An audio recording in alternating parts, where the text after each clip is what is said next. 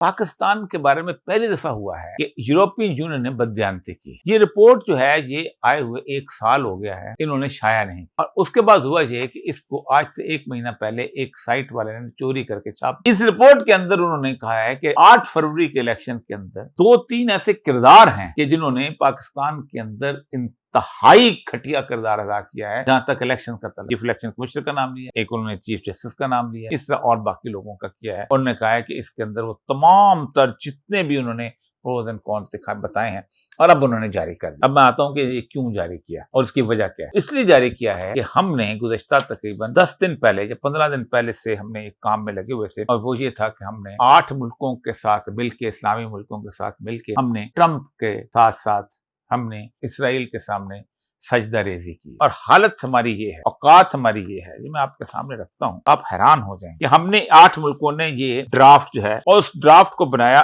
Nitin Yahoo کے آنے سے 1 دن پہلے. اور اس کے بعد ہوا کیا, اس کے بعد ہم نے یہ ڈرافٹ جو تھا ٹرمپ کو دے دیا. ٹرمپ نے یہ ڈرافٹ جو ہے وہ نیتن یاہو کو پیش کیا. نیتن یاہو نے اس کے اندر یہ تبدیلیاں کی اور اس نے اس کے اندر ہمارے منہ پہ دے مارا کہ یہ ہے تمہاری اوقات.